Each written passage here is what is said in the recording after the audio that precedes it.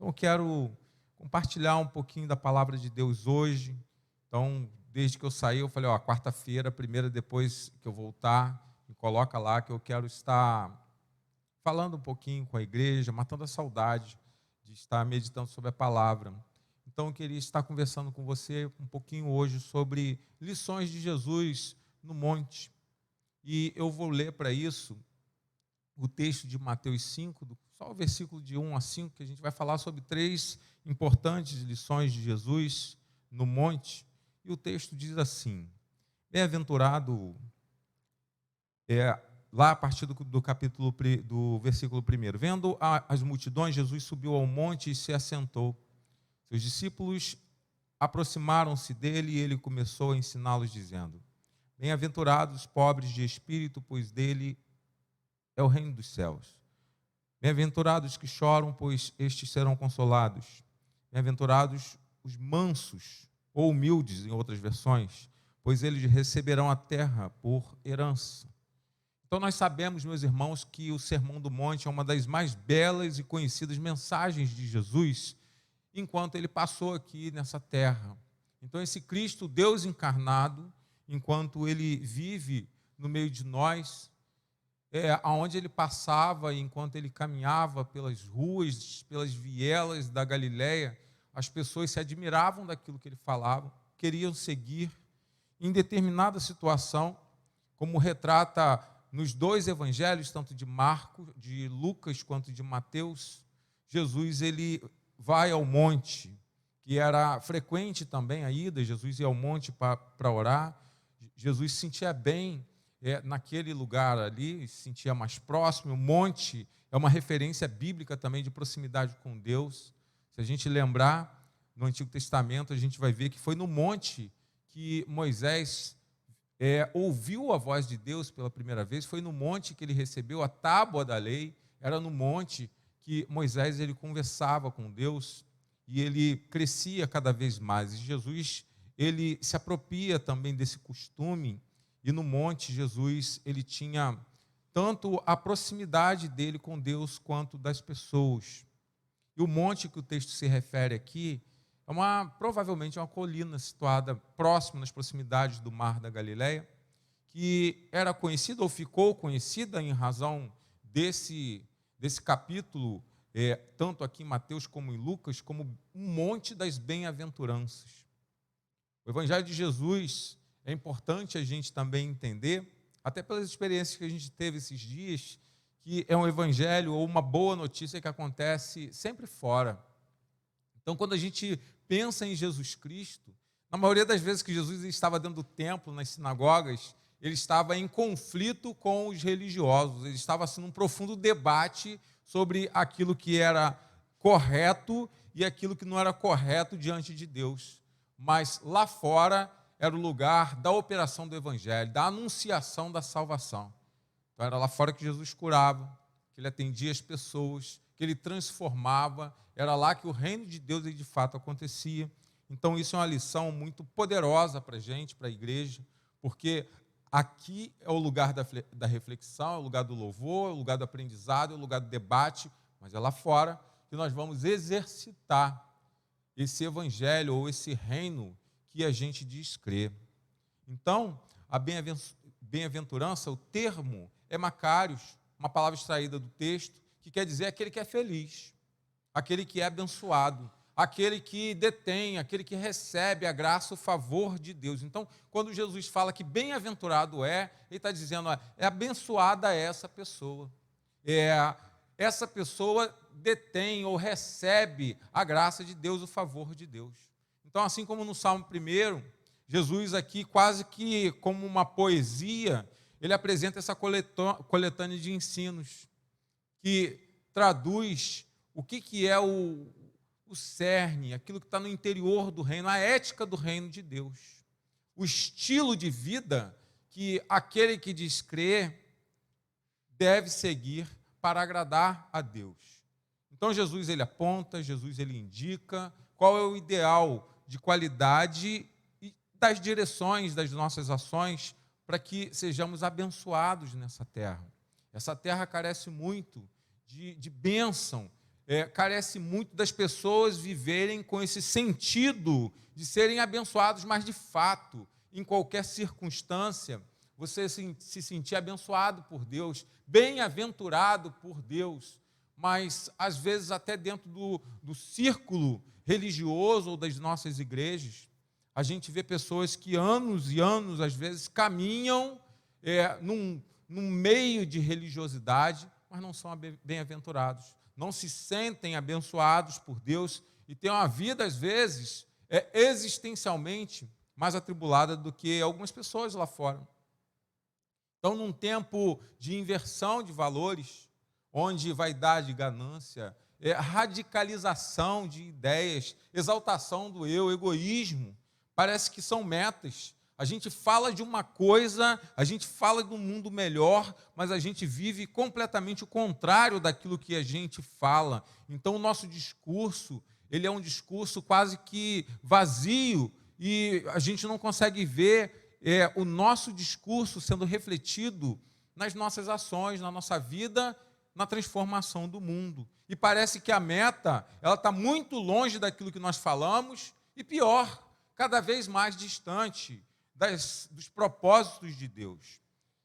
Parece que andar com Jesus hoje, como dizem aí a geração millennium, parece ser cringer demais.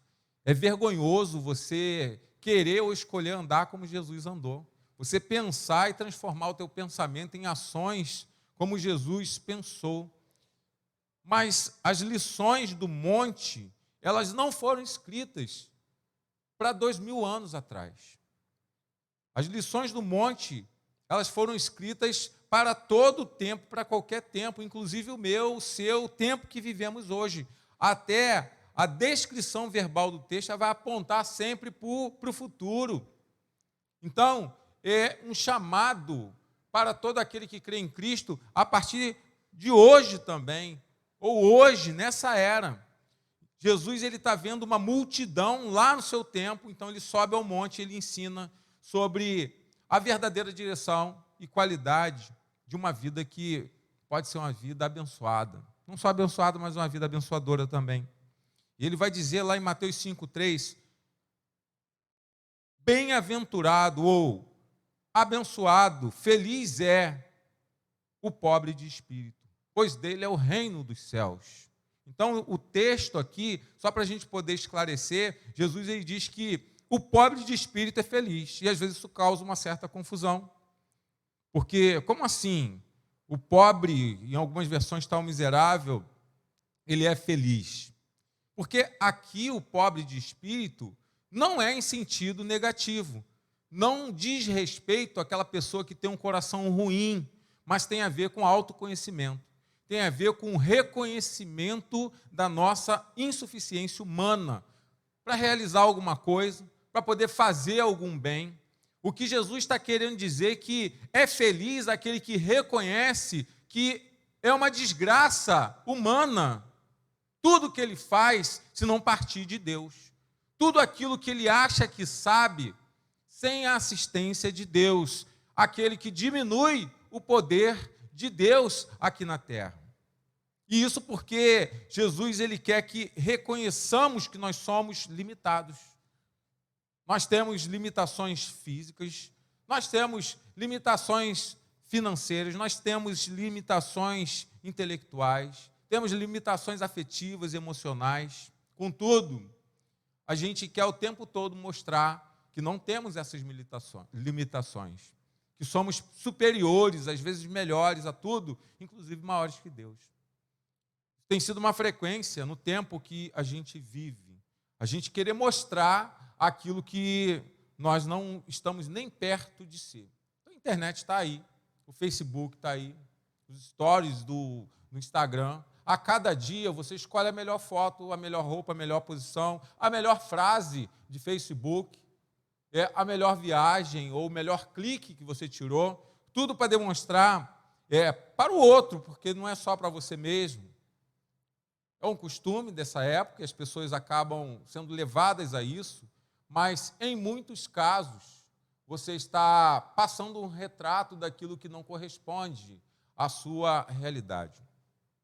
E o pior de tudo é quando você acha que essa tua autossuficiência, que essa falta de reconhecimento dessa pobreza espiritual que existe em você, na verdade ela não existe. E você acha que você deve superar até as intenções de Deus, porque você é mais em tudo. E Deus ele vai se diminuindo a cada mais que você se acrescenta em si. Um escritor ateu americano, ele escreveu um livro que Deus não é grande. E ali ele faz a sua defesa e defende a sua tese de que Deus ele não criou o homem à sua própria imagem. Foi o contrário. O homem que criou é um Deus à imagem dele. Então, esse Deus que a religião cristã crê, essa fé que nós professamos, segundo a visão dele, é uma projeção de algo magnífico, mas na verdade isso é uma ilusão. Um outro disse que o homem que criou Deus e todas as suas condições. Então, Deus ele seria mais ou menos aquele super-homem que nunca conseguiremos alcançar. Então, a gente cria a imagem desse super-homem perfeito como meta, mas isso tudo é imaginário. Eu lembro que, quando eu era um pouco mais jovem, um amigo, ele disse para mim, meu Deus é o meu bolso. E essa frase ela é muito interessante, porque até hoje você vai ver que pessoas no mundo, e talvez você, ache que aquilo que comanda a sua vida é aquilo que existe no teu bolso ou na tua carteira. Então, às vezes, até dentro da igreja, um monte de gente adorando a Mamon. Então, quando você adora mais as suas aquisições, as suas conquistas materiais, os seus interesses financeiros, você está trocando, substituindo a fé que você diz crer por aquilo que você persegue tanto. Então, qual é o Deus, ou o que você tem idolatrado ou colocado no lugar de Deus? E justamente essa falta de reconhecimento da grandeza de Deus que muda os papéis de tudo. Vivemos o que vivemos porque a gente tem invertido os papéis. A gente tem colocado o nosso eu e o homem no centro e a gente tem diminuído Deus, nós temos diminuído a cruz de Cristo, temos diminuído o poder de Deus. Quando Jó questionou Deus, ele tomou uma invertida. E foi muito interessante isso, lá em Jó 11, 7. Deus questiona ele, fala, Jó, você consegue entrar nos meus mistérios? Você pode sondar os limites do Todo-Poderoso? Onde você estava quando eu lancei os alicerces da terra? Responda se você sabe tanto.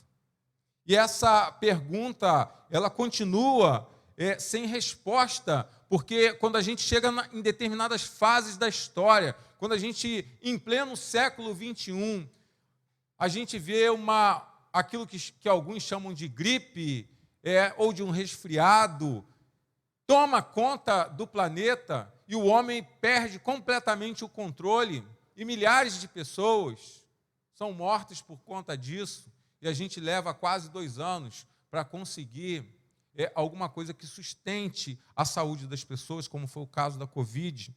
Então, algo que seria, pelo menos aparentemente simples no início, se tornou um caos do século XXI.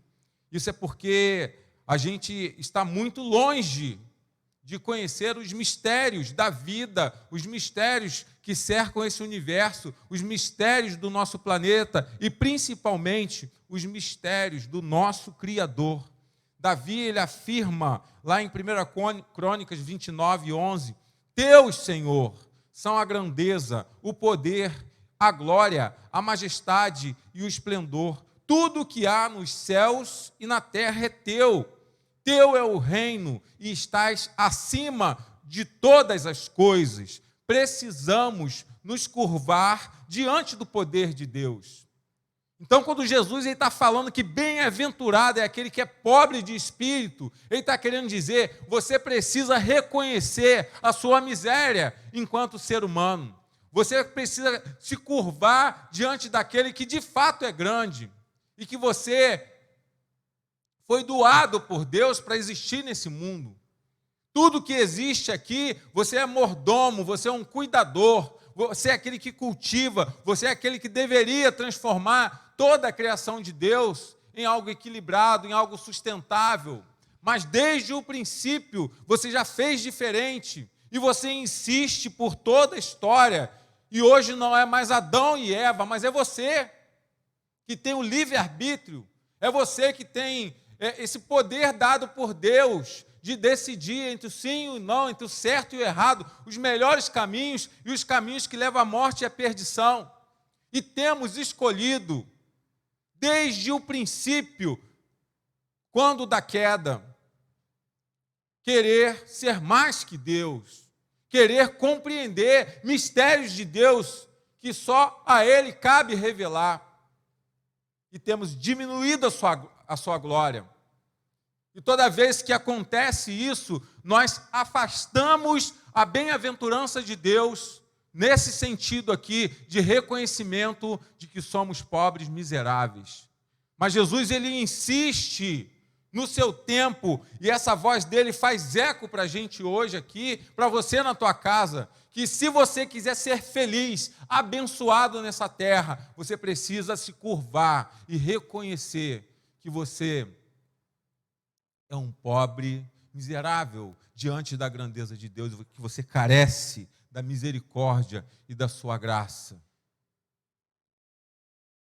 E ainda assim, ele, percebendo toda essa vaidade humana, ele continua estendendo a sua mão, ele continua acreditando em nós, ele continua ainda com plena força o seu projeto de salvação e transformação do homem.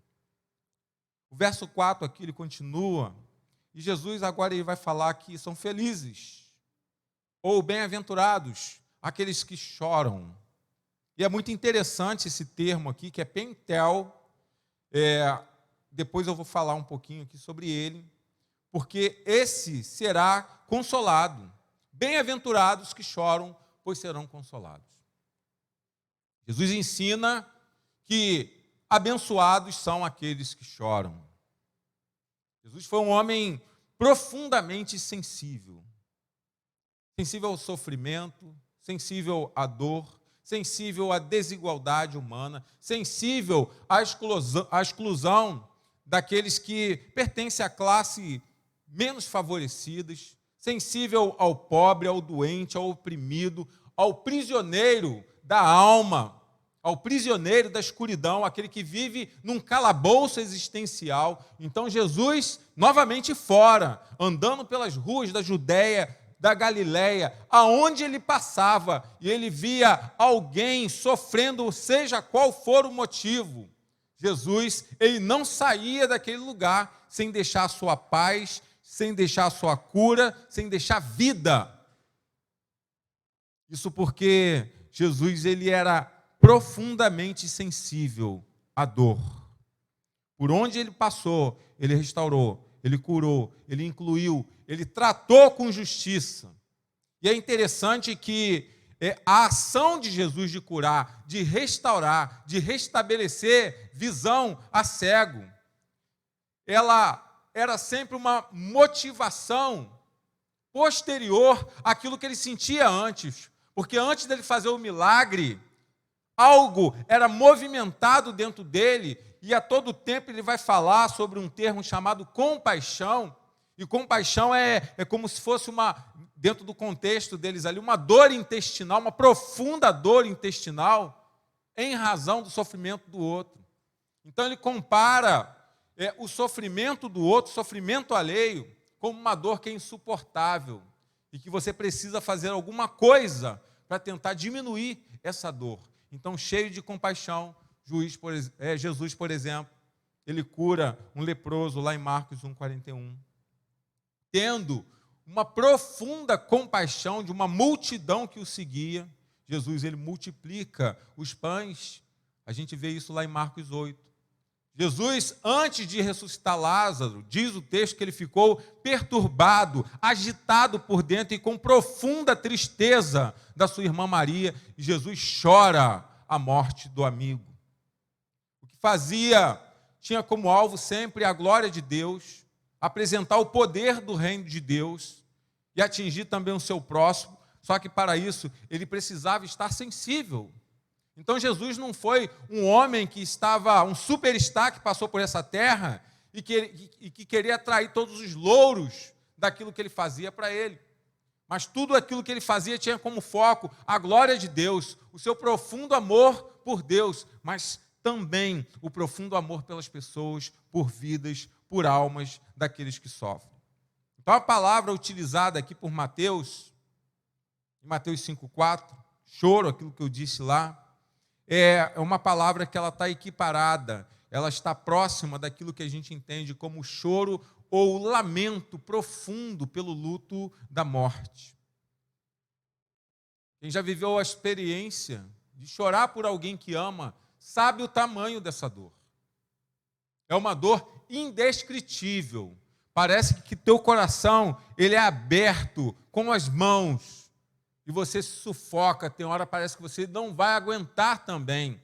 Então a palavra usada aqui, pantel, ela vai trazer essa ideia de um lamento profundo de saudade, ou um lamento profundo de tristeza, de inconformismo por alguém que se foi. Então tu pega essa ideia e você coloca dentro desse texto aqui, quando Jesus fala que bem-aventurado os que lamentam, os que choram, como se tivesse perdido um ente querido, os inconformados com as suas próprias misérias, os inconformados com o sofrimento e a miséria do outro, que inclui o pecado também.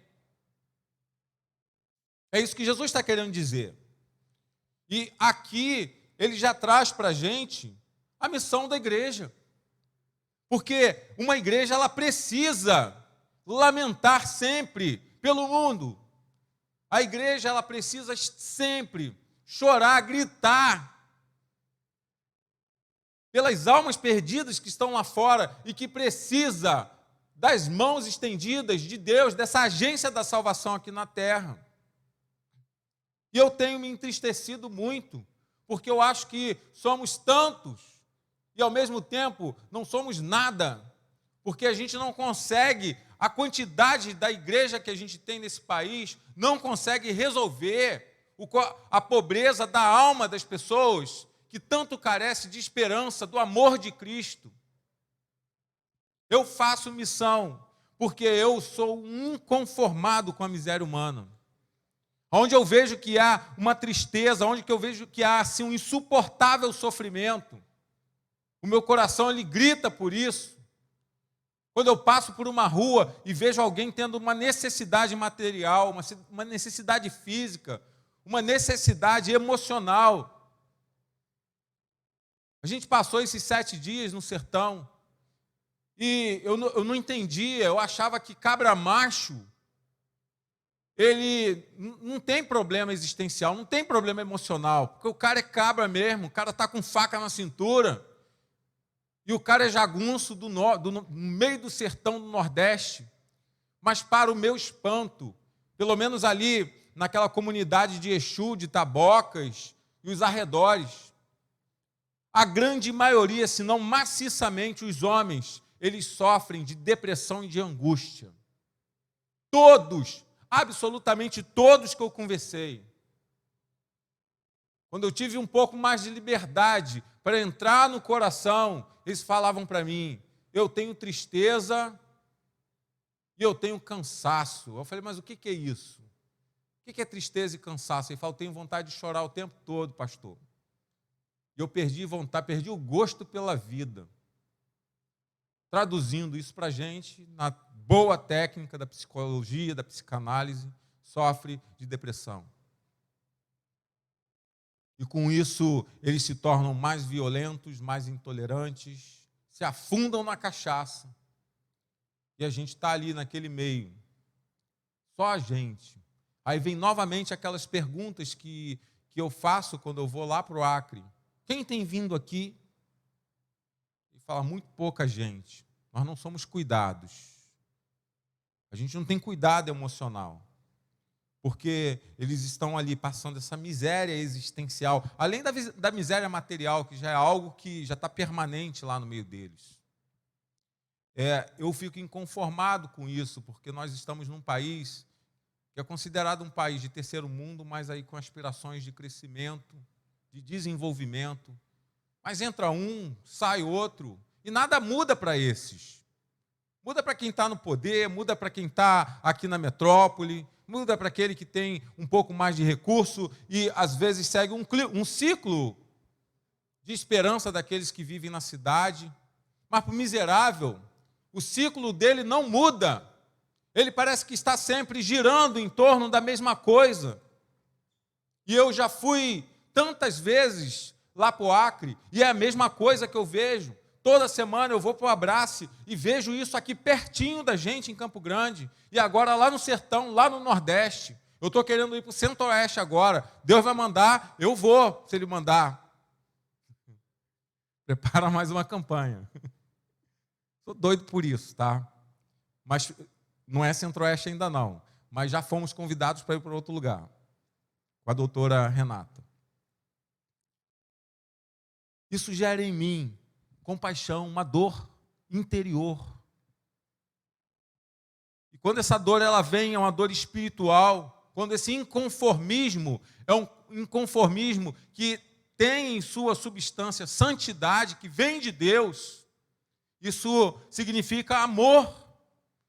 E a igreja que é indiferente, a igreja que não lamenta, como se estivesse lamentando a morte de quem ama, a igreja que não chora por uma alma perdida, a igreja que não chora e que não reage a alguém que passa fome, a alguém que está abandonado, alguém que está existencialmente perdido. Ela não entendeu nada sobre Jesus, não entendeu nada sobre o reino, não entendeu nada sobre o evangelho, não entendeu nada sobre o amor ao próximo. Não é normal a gente ver ciclos de Marias, Franciscas, Raimundos, Josés se perpetuarem no sertão. E você está vendo uma criancinha, tu fala, isso é um projeto de miséria refletida dos seus pais, dos seus avós, dos seus bisavós e por aí vai. E nessa criança, isso vai se perpetuar novamente e esse ciclo nunca é quebrado. Jesus, ele veio, e ele diz que ele veio para trazer vida para essa terra, a partir dessa terra, que necessariamente não tem nada, absolutamente nada a ver com ter dinheiro e casa, mas primeiro paz interior, mas na sequência disso, dar dignidade de vida também aqui nesse tempo para as pessoas. Mas às vezes quem tem não ajuda, às vezes quem pode participar não participa, às vezes quem tem recursos não pode dar R$1 para ajudar quem quer ir, para poder fazer a obra. Eu louvo pela tua vida, meu irmão, minha irmã. Eu louvo pela existência dessa igreja nesse tempo aqui, porque nós temos feito, estamos fazendo missões. E aonde Deus mandar ir, eu quero ir. O que Ele pedir para a gente fazer, eu quero fazer. Cumprir esse ID, que é o ID fundamental. Todo o evangelho gira em torno disso. E temos abandonado esse evangelho do ir. E ir significa abrir essas portas e sair dessa igreja, desse bairro aqui, para o mundo, para onde Deus enviar, justamente para poder plantar sementes de amor, de compaixão, de esperança. Porque não é normal a gente ficar só assistindo a desgraça, assistindo pessoas indo dia a dia para o inferno, e a gente querer só um conforto de dizer que somos religiosos. Deus abençoe a vida de quem participou, quem tem participado de tudo que a gente está fazendo aqui. Como igreja, eu estou muito feliz de estar caminhando com vocês, de vocês permitirem que eu, como pastor, eu faça parte desse projeto de Deus nesse lugar, tentando se aproximar ao máximo da sua vontade, tentando transformar a partir aqui das vidas locais, fazer crianças melhores, adolescentes melhores, jovens melhores, adultos, casais melhores, a partir da palavra de Deus, para que melhores a gente possa estar engajado no projeto de transformação do mundo. Deus te abençoe. Eu tenho orado e tenho agradecido a Deus, porque vocês nos enviaram. tem que ser motivo de lamento, e a gente tem que permanecer assim. E eu sempre, nas minhas advertências, nas minhas admoestações aqui, eu vou estar lembrando você dessa realidade cristã, que ela é inafastável na vida daquele que crê. Senão, é a morte da esperança. É a morte do Evangelho. Senão, como Nietzsche disse, Deus está morto. Porque se ele estivesse vivo, ele não ia permitir. Então, ele se utiliza de sarcasmo. Na verdade, dá uma esculhambada na igreja, porque ele não consegue ver reflexo do agir da igreja, do amor de Deus pela igreja no mundo. Bota isso na conta de Deus, a culpa é nossa, à medida que não lamentamos, mas quando a gente lamenta, quando a gente tem compaixão, quando a gente vai, Jesus fala, bem-aventurado os que choram. Você vai se tornar uma pessoa abençoada. Você vai entender que à medida que você é abençoado, você vai ser um abençoador, um agenciador da esperança, um agenciador da salvação em Cristo Jesus. E aqui para a gente terminar essas três, pelo menos essas três primeiras bem-aventuranças, Jesus ele ensina que abençoados são os mansos. Mateus 5,5, pois eles receberão a terra por herança. Então, Jesus ele fala que são felizes e que ainda tem herança, tem recompensa por conta disso. É o que Jesus está dizendo. Novamente, se a gente pegar o retrato da nossa realidade, em algumas situações a gente vai dizer assim, estamos ferrados, porque o mundo está irritado demais. As pessoas estão descompensadas demais. As pessoas estão desequilibradas demais, amargas. Os casais, as famílias estão explosivas. Não tem mais paciência com nada, para nada. Intolerância de pai, filho, irmão com irmã, de marido e mulher, tem sido frequente causa de separação, de divórcio, de desavença e até morte e tragédia. Insultadores de internet, porque a internet é o melhor lugar para a gente se esconder e a gente querer se mostrar para o mundo como o cara ou a pessoa que fala o que quer, que insulta qualquer um, mas que às vezes se acovarda de bater um papo reto com quem de repente tem discordância de opinião contigo num canto e fala, vamos conversar sobre isso. Geralmente, quem é muito irritado, descompensado, tem dificuldade de entender que suas verdades nem sempre são tão verdadeiras. Tem dificuldade de perdoar. Tem dificuldade de ouvir opiniões. Tem dificuldade de querer resolver um problema pelo processo da paz, da mansidão, e não da ira, da intolerância, da falta de respeito. Eu falei dia desses aqui. Para mim é um absurdo você, casa de crente, viver com xingação, com palavrão, com falta de respeito de pai para filho, de filho para pai, e de irmão com irmão. Isso é um absurdo. Não precisa nem falar de evangelho. Se você estabelecer um comportamento ético mínimo adequado, que as pessoas ditam aí no mundo, qualquer livro de ética, de filosofia que você pega para falar sobre respeito ao outro, vai te ensinar isso. Mas o Evangelho, ele mostra isso também. Então é um absurdo as famílias viverem num ponto que parece que estão vivendo cabos de guerra, insultadores de pessoas que você diz que ama. Mansidão é a qualidade daquele que é tranquilo, daquele que é gentil, daquele que até se irrita, mas ele sabe delimitar o ponto entre a sua irritação e o atropelo das pessoas. Porque a gente não pode confundir a mansidão com frouxidão, que é outra coisa, que é muito negativo. Que a frouxidão paralisa, é covardia. Você é incapaz de reagir a uma ofensa. Você precisa, às vezes, reagir principalmente a uma injusta ofensa. A questão é de forma mansa ou atropelando tudo as pessoas e saindo daquilo que você foi chamado, que é viver a paz, a mansidão que Cristo dá. Eu lembro que manso para os gregos, eles diziam que era o cavalo domado. O cavalo selvagem, que a gente sabe que ele é poderoso, ele tem uma patada firme, só que ele é domado. Então, quando a gente fala que a gente está amansando um cavalo, a gente não está tirando a selvageria ou o instinto selvagem dele. Ele continua sendo um cavalo. Ele continua dando patada se for preciso. Só que agora ele sabe os limites, porque ele foi doutrinado naquilo ali. A Keila dizia que eu era isso. Fala mais não, falava isso há uns 15 anos atrás, Keila. É?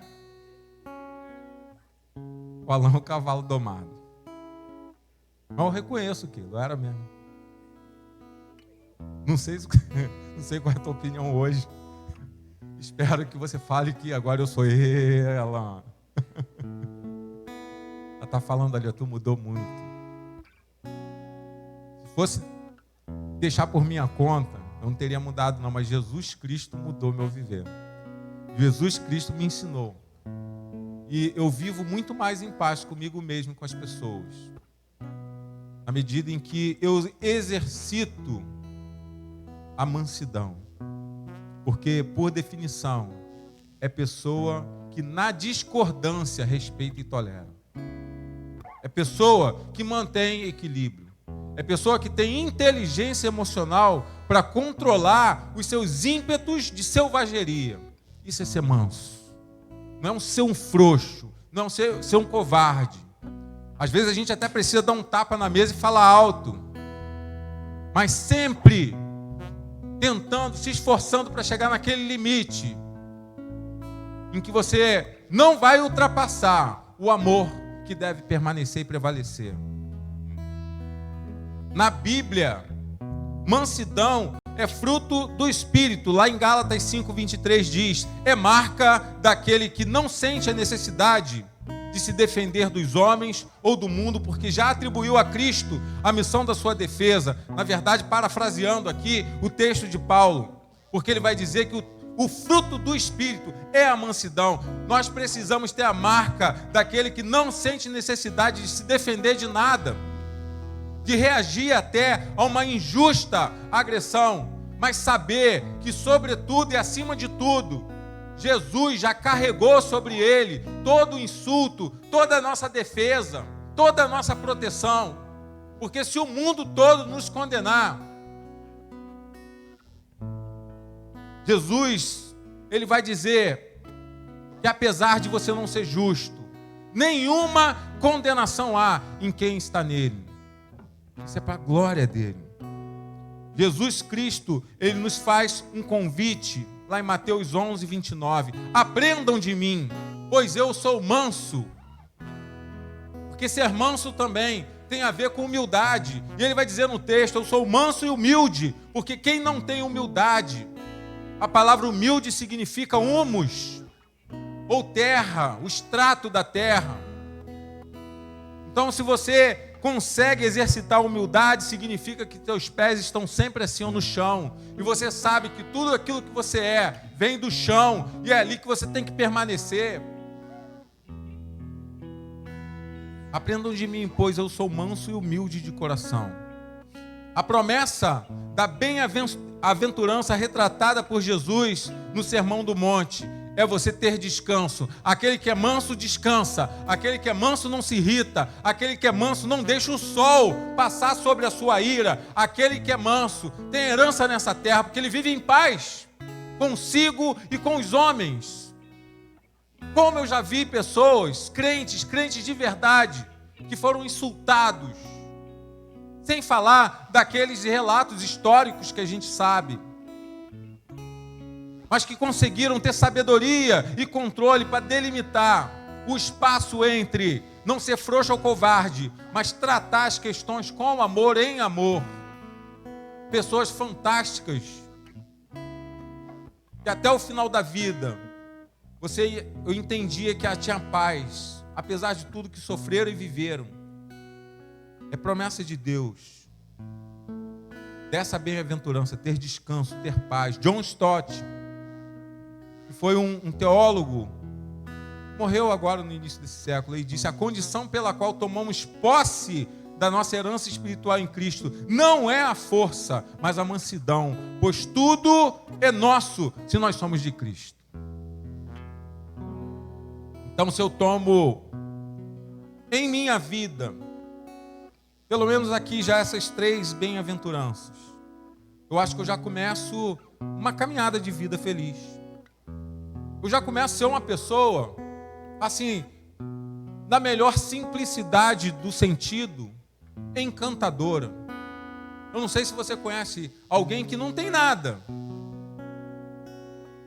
mas reconhece a sua insuficiência, mas que comunica com as pessoas humildade, que descansa sempre a sua paz em Cristo Jesus. Pessoas encantadoras. Falo, o grande valor dela não é aquilo que ela tem, mas aquilo que ela é, aquilo que ela se achou, se encontrou em Cristo. Se você viver um pouco assim, com base só nessas 3 bem-aventuranças, você vai ser um potencial ou uma potencial influenciadora de pessoas. As pessoas vão querer olhar para você e seguir você. Jesus, ele foi seguido, ele continua sendo seguido por toda a história, porque ele foi encantador, foi um maravilhoso conselheiro, ele foi um influenciador e tem sido influenciador daqueles que querem andar como ele andou.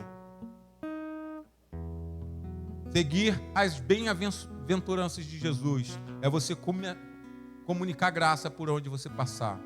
É o princípio aqui de você querer fazer a missão acontecer, é você marcar a história do teu tempo pelos exemplos.